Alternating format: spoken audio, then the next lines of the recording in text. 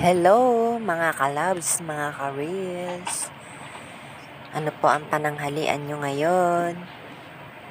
Ito po ang sa amin. Nagisa po ako ng sigarilyas na pula. Hinaluan ko ng manok.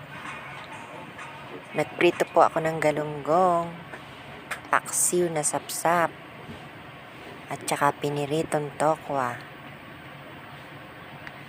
Yan po ang aming simpleng pananghalian ngayon.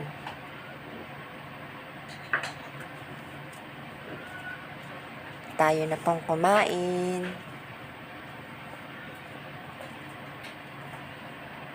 Hanggang dito na lang po. Bye!